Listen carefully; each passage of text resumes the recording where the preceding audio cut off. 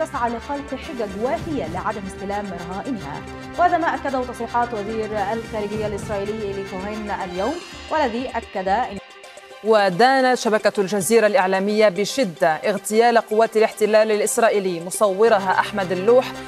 وشدد نتنياهو في تصريحات أعقبت اتصالا هاتفيا مع الرئيس الأمريكي المنتخب دونالد ترامب، شدد على أن إسرائيل لا تسمح المجلس الرئاسي اللواء سلطان العراض الشركاء الإقليميين والدوليين إلى تصحيح مسار العملية السياسية. What has it been in a state of war, continuous, consistent state of war, bombing countries, destabilizing countries, carrying out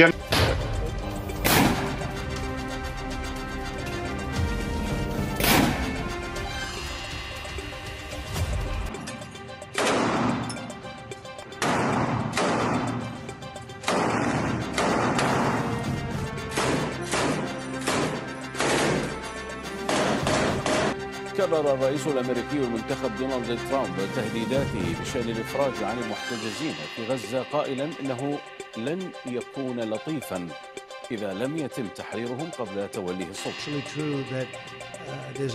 نحاول بقوة المساعدة في استعادة الرهائن. نحن نعمل بجد انتلم بكما فروغسي الجزيرة مروان بشراكس جرم كايو ويرا دتشي سوريا إسرائيل انتاسفة ما درو برديرا كاكارورا قد إسرائيل هاروا إجارو باقي دوغاليسا كيستي موتمان ورلتا توفتالي سياسة ساميشا دينا جيبي غام براتين إمامة سانيتيف لفكايتاني دكنا راواتشوف توفتالي غرغدو سادي أمريكان قرانون تاسفتي غدي فاقينيان غراو جيتكان سينا ميتورين كون چايا نيوس تكنولوجي ورانا غازا فلسطيموتا في هيرا برفما في ترفما عمري غمنا ديرا في باروتا ديرا همنا كلوتا فجاسي في ورانا تمورا غابي يودوتا جفنون مجاهدوتا Umati guramtoota fi haleellaa Israa'eliin calaafamu yakkamtoonni har'a ittiin beekamanii kanneen beelahoo ta'an ammoo hedduun kan ittiin hiraarfamaa jiranii fi dubbittiin har'a guramtoonni fi dhuman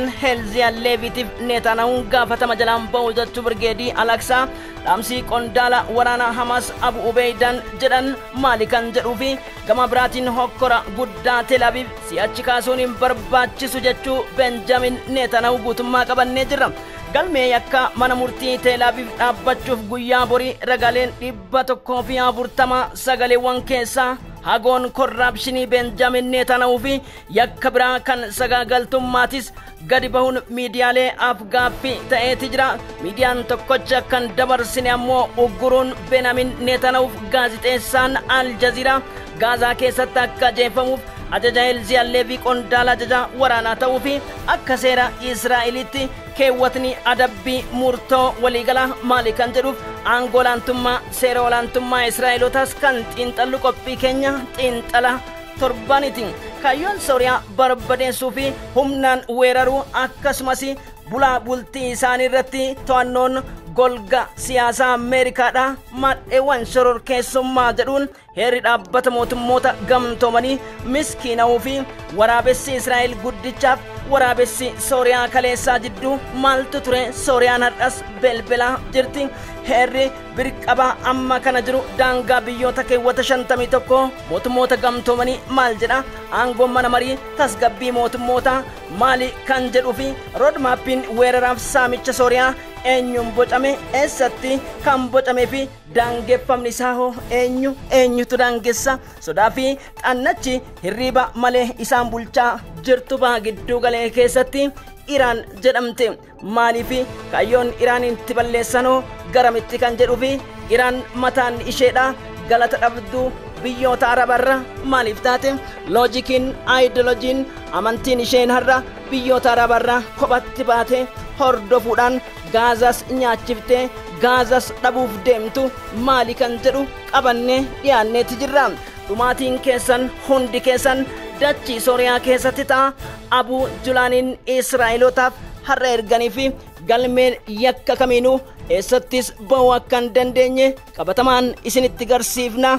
Zeleniskii fi Hoolaandistooniyaaf Jarmanitti Vilaadimir Vilaadroomiich Puutiin erga qondaalli isaanii itti gaafatamaan damee atoomiif dhukaa niikileerii Raashiyaa dhukaa Maaskoo keessatti taasifameen ajjeefame Orishneek dachii Kurusk jedhamtu barbadeessuuf aataa keessan qabadhaan cinqaa Ameerikaa ta'ee jira.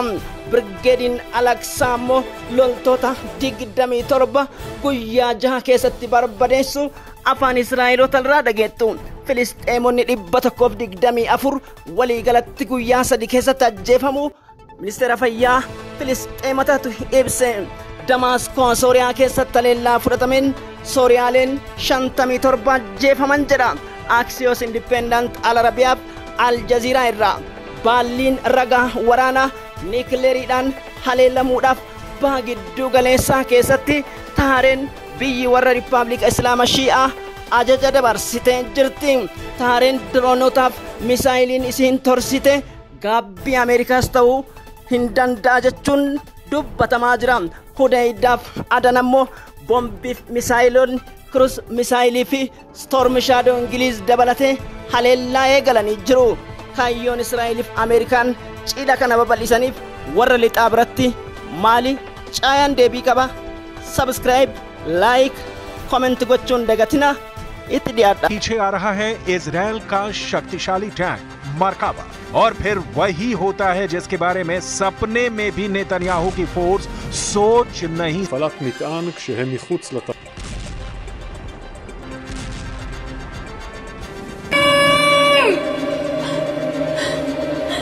הלוואי ואת שומעת את זה, הלוואי ומישהו שומע אותנו. نتنياهو كشف عن أحد أهداف هذا القرار ألا وهو في داخل هذه الحكومة جالانت أيزنكوت وغانس بتخرج الجيش بتا أكثر وضوحا لتصورات بنيامين نتنياهو وأقل مناورة.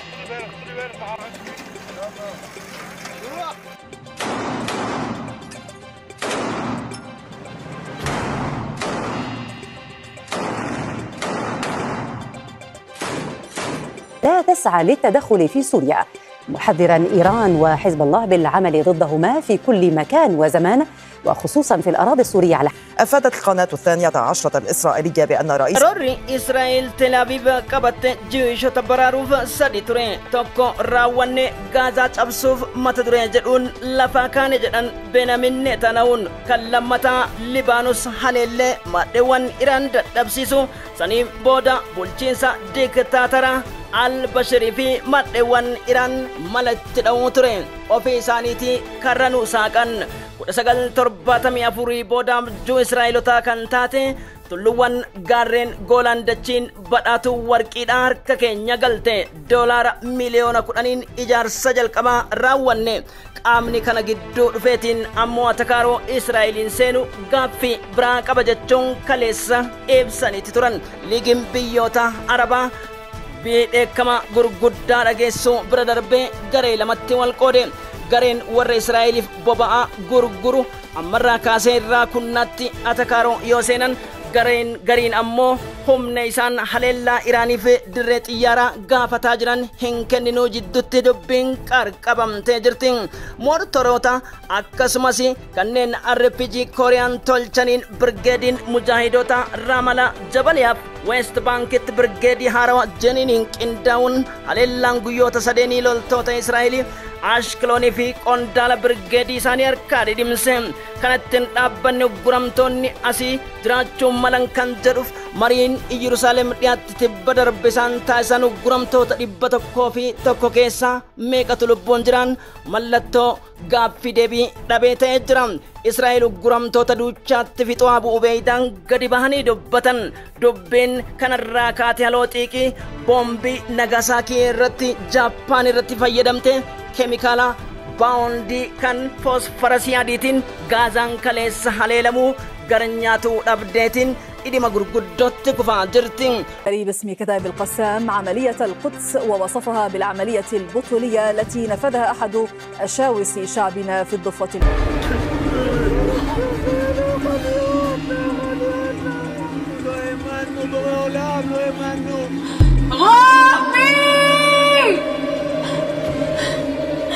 הלוואי ואת שומעת את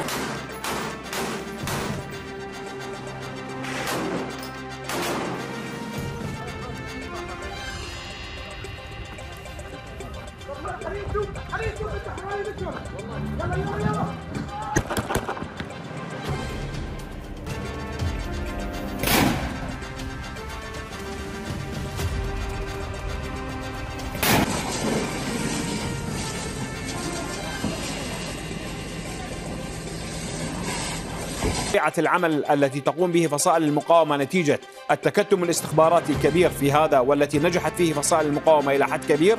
यही है हमास की वो अदृश्य ताकत जिसके सामने Israeli force बेबस। इसमें कोई शक नहीं कि गाजा से आ रहे ऐसे बहुत से वीडियो ने इजरायल के power centre. It's being deemed as one of the deadliest single incidents involving Israeli troops since October the 7th. 8 Israeli soldiers have been killed in southern Gaza.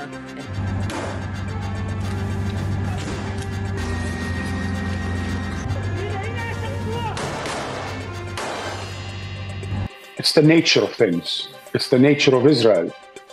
One doesn't have to simply look at the last few weeks and months to look at genocide in Gaza defined by Israel as defense, when it's in fact, by every measure. xiinxalaan beekamaaf rogeessi aljaziiraa marwaan bisharaa akkas jedheen kaayyoon weerara dachii sooriyaa israa'eliin taasifamaa jiru bara dheeraa akka karoora guddaa israa'el haarawaa ijaaruu ba'aa giddu galeessaa keessatti mootummaan warra lixaa tooftaalee siyaasaaf saamicha diinagdee fi gama biraatiin imaammata isaaniitiif lafa kaayatanidha. Kana raawwachuuf tooftaalee gurguddoo sadii Ameerikaan qorannoon taasiftee gadi fageenyaan gara hojiitti kan seenamee ture. 1974 qabiyyee wal dhibdee sooriyaa Israa'el gidduutti ture gaarreen Goolaanii yoo ta'u amma dubbiin lafaa kaatee gaarreen Goolaanii qofa osoo hin taane Damaskoo, daangaalee Libaanos hagoo, kibba galoo galaana Meeditiraanii fi daangaawwan wal waraansaa Gaazaa, Filiidelfiyaa, Raafaa fi Weest Baankitti dhuunfachuun maappiin lafa taa'eeti jira. Kun ammoo gara wal waraansaa cimaatti akka cehu namni hunduu ni beeka jedheetiin yaada jedhe xiinxalaan siyaasaa beekamaan Al Jazeera. The purpose of the Israelis invasion of the Syrian territory, the long-standing plan of the Western government to build new Israelis in the Middle East, of the political economic plunder. In 1974, military support for the Israel continuously intensified in the Syrian continent, like at the Golani Heights, Damascus, southern Lebanese borders, Mediterranean Sea, and Philadelphia or Rafah borders, as to West Bank. Invasion jechuun gabaasee wal waraansi kun garamitti deema yaada jedhuuf galmi warra Israa'elootaas ta'e warra lixaa Iraan harkaa niikilarii buusuun Israa'el guddoo Ameerikaa lammaffaa ijaaruu jechuun yaada isaa akkanatti itti fufe. Includes, for example, occupying the Golan Heights. Why did Israel occupy and continuously then annex and illegally settle the Golan Heights? إلى تطورات في قطاع غزة، حيث أفاد مراسل الجزيرة باستشهاد 3 فلسطينيين في قصف مدفعي لتوجيه ضربة بالفعل نحو اليمن، ضربة إسرائيلية، وهذا لأنه إسرائيل عملت خلال الفترة الماضية بعد وقت. ومحور إيران ليس على حاله، إننا نعمل بقوة من أجل جلب الأمن والاستقرار على حدودنا، لكن هناك تهديدات وتحديات مع إيران ووكلائها. قالت حركة حماس إن ما يرتكبه الاحتلال الإسرائيلي في قطاع غزة يعتبر جرائم ضد الإنسانية وإبادة جماعية وتطهيرا عرقيا. لم يغادر الوطن بشكل مخطط له وبقي في دمشق حتى صباح الأحد 8 من ديسمبر. وأضاف في هذا البيان أن صدقت حكومة الاحتلال الإسرائيلي على تخصيص نحو 12 مليون دولار لتوسيع الاستيطان في الجولان السوري المحتل، في وقت تواصل فيه آلياتها العسكرية وتوغلها داخل. أعلنت أنصار الله الحوثيين إنها أطلقت صاروخا فرصوتي من نوع فلسطين 2 ضد هدف إسرائيلي في يافا المحتل ماليا. المرحلة الخامسة من التصعيد نفذت القوات وقد حققت العملية أهدافها بنجاح بفضل الله. إن القوات المسلحة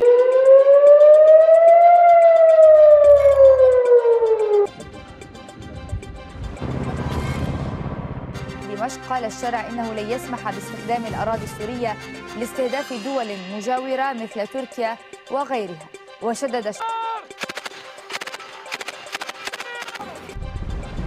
لا زلت معنا، ولا أدري إن كان لديك معلومات عن هذه المقرات الرئيسية مثل القصر الجمهوري، مثل مقرات منسرا باقدو غليسا كيستي مرنس إيونوتا في ييبا قدو غليسا إسرائيل قدو تيموتي في شران سوريان ديغمو في سرني نازي هولوكوست لما فا بشار على ساد إرغد إدمي بودا بنجامين نيتاناو لف DV yookiin lootorii ta'eetiin kan lakkaamu kayyoon Israa'elotaa roodmaappii sadeen keessaa tokko xumurre kan lammaffaa eegalleeti walakkaa jirra jechuun haleellaa Sooriyaa fi Hizboolaa dadhabsiisu inni sadaffaaf galmi kenna bulchiinsa riippaabilika islaama shi'aa tahareen nikileerii abadan hin hidhattu jechuun dhibba darbe yaa'iiwwan 79ffaa mootummoota gamtoomanii niiyorkitti taa'e hanga lubbuun jiru eenyulleen nikileerii hin hidhatu kun abjuu iraanotaati. Iraan gara badhaadhina bal'inatti ni deebiti noota maadhee ijaaruun addunyaa nagaya dhoggan humna shoror keessaa ayatullah alii kaamini barbaneessuun Iraan dimokiraasii taate wajjin ijaarra warri Parshiyaa fi akkasumas warri Jiwishii obboleewwanii Yahudotaa fi warri Iraan obboleewwanii jechuun Netanyahuun dhaadatani. Iraanis galat malee biyyoota Arabaa tokkummaa amantii Islaamaa sunnaa wal jamaa irraa makuudhaan amantii Shiyaa hordofuun aayidolojii kanarratti Suud Arabiyaaf biyyoota bebbeekamoo akka Afgaan, Taalibaaniif Liibiyaa kanneen akka Aljeeriyaa fi biyyoota gurguddootaan murnoota hedduu maqaa tokkummaa waliin qabaatan malee walitti baquu fi kummaa uuman yeroon itti jiraatan akkan jira xiinxaltoonni dubbatan. Benyamin Netanyahuun Libaanos erga barbadeesse Ordoon, Omaanii fi Kwaatar dippiloomaasiin of jalatti qabu Iraaq keessatti akkuma jedhan Israa'el haaraa ijaaruuf achirraallee waa hambush godhatanii muranii goolaan gubbaan dhidhimuun taareen itti jechuudha. Haleellaan onnee waraana Raashiyaa Damaskootti argamu haleelchisu Netanyahu kun maalirraa kan jedhu Raashiyaa mataa isii mata dhukkubbii ta'uun tarfaakteerotti gabaasetti. Birgeedii mujaahidoota miidiyaaleen idil addunyaa garuu kanneen bebbeekamoo ta'aniif xiinxaltoonni Al-Arabiyaaf Al-Jaziiraa kan akka Kariim Al-Falaahi, Marwaan Bishaaraa Kasraa Alii Najaat osoo dinqisiifatin hin dabarre. Humni Israa'eliin qabee harka micciiree waggaa tokkoof ji'a 5 guutuu lolee yoo jiraate Hamaas qofa. Hamaas Birgeedii Jeniin jedhamu West Bankitti ijaaree dirree xiyyaarri boombii roobsu keessatti loltoota 9,000 eebbisiise. Akkamittiin anaaf isiniifis gaafii ta'uu danda'a. kabajamtoota hordoftoota keenya. الأمريكي المنتخب دونالد ترامب تهديداته بشأن الإفراج عن المحتجزين في غزة قائلا إنه لن يكون لطيفا إذا لم يتم تحريرهم قبل توليه السلطة. It's actually true that there's a light. نحاول بقوة المساعدة في استعادة الرهائن. نحن نعمل. يجب أن يقرروا مستقبلهم ودعت إلى تشكيل حكومة شاملة تأخذ في الاعتبار المصالح العرقية والدينية المتنوعة. وأفاد بيان للخارجية الروسية أن موسكو تراقب بالكثب الوضع في سوريا مضيفا أن موسكو تعتقد أن علاقات الصداقة annually since 1980, but this year's event takes on special importance and symbolism given the high tensions in the region prompted by Israel's war on Gaza. Destroyed almost a third of the nation's power stations. Ukraine says the drones were made in Iran and supplied to Iran has massive volumes of anti-air defense systems. Even with cyber attacks affecting the country's digital systems, there's no guarantee that the likes of it are sending F-22 Raptors into the Middle East. That's according to no less than the US would have its pick of 2 extremely powerful bombs that can easily destroy an underground military base. Dalli waliigala dhukaa beekama Raashiyaa jeefamuun wal qabsiise Estooniyaa, Poolaand, Jarmaniif Yuukeen hypersoonikii keenyaaf qophaa'aa jedhan ajaja waraana waliigalaa Raashiyaattirra kan ajaja kennan Vilaadimeer Puutiin tuutni qorannoo itti gaafatamaa damee olaanaa kanaa fi hoggana waliigala dhukaa niikleerii Raashiyaa erga dheengaddeesiin uffata annisaa gurguddoo 5 Yuukireen irraa haleeltee asii shirri kun dalagame dhukaa qindaa'ee fi kireemni irraa kiiloomeetira 7 paartammaa fagaatuun sa'aatiin isa gaheeti qondaala tokko wajjin dhidhime. Raashiyaan alaabaa gadi buuste itti gaafatamaa damee atoomiif baayoloojikaala niikleerii Raashiyaatiin kanaan wal qabsiisee warroonni hidhata qaba jedhanii fi dhaadannoowwan gurguddoon osoo inni lubbuun jiru mana murtiitti itti murteessuun Ingiliz UK dabalateetiin gaabbii gurguddaa keessa tarii ni seenu. Raashiyaan kakatteeti jirti.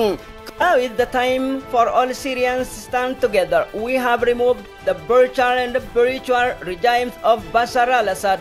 We have achieved the desired freedom. Great darkness has suddenly come upon the Syrian people. Syrian lands had been invaded, properties been destroyed. Turn of genocide has started against us like the Palestinians. There is. Where you are, you focus. We must attack and fight these enemies who are creating innovated history. If we sleep today, we will be hard to get up easily.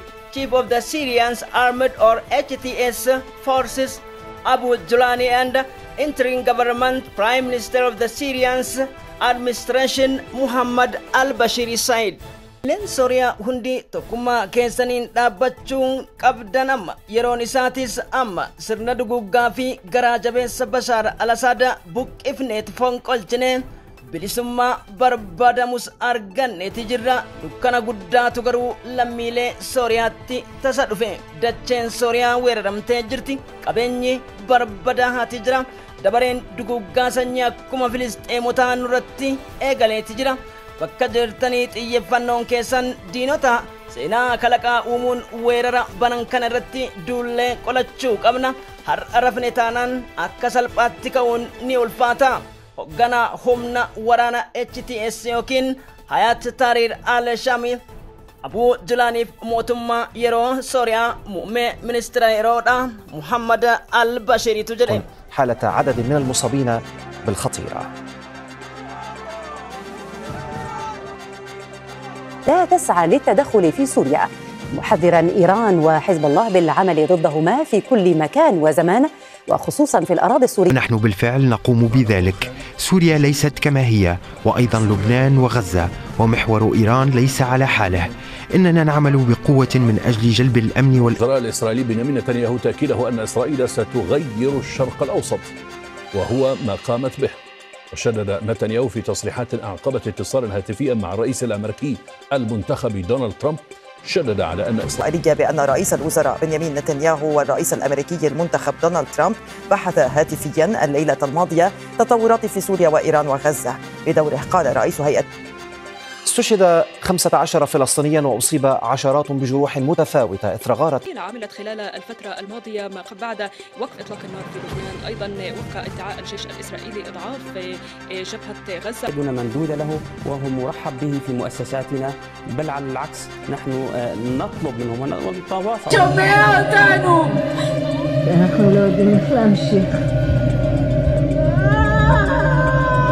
هذه وجود جانس ايزنكوت وحتى جرانت في داخل المستوى السياسي كان يعطيه نوع من الراحة ليناور بنيامين نتنياهو، نوع من الراحة ليكون أكثر برجادي مجاهدوتا هللان كينا سياتشي جما هاركوما إسانيتين هاركوما كيسانين لميلي قرمتوتا ربدان أمة إسرائيل وجين والإبديتا كان قبنو قبا قبا داجنان تيلابيب يريريك قبنا هندان دينيت تديمين Abbo Donald Trump prezidaantiin maraataan 47ffaan Ameerikaa Gaazaa dachee qiyaamaatti jijjiira jedhe bibbiin walafaan dhufe. Lammiileen guramtoota Ameerikaa hundi dhumachuu akkan oolle Axios Interfact dubbitti madda odeessa qaawwa Hamaas keessaa argataniin dubbachuu irratti jiran. Birgeediin haaroftii mujaahidoota daangaawwan gurguddoo Sooriyaa keessattis argama kan jedhame sakatta'a homaanu jalaa hin hafuun Benyamin Netanyahuun amma immoo cehaniitiin haleellaan xiyyaarota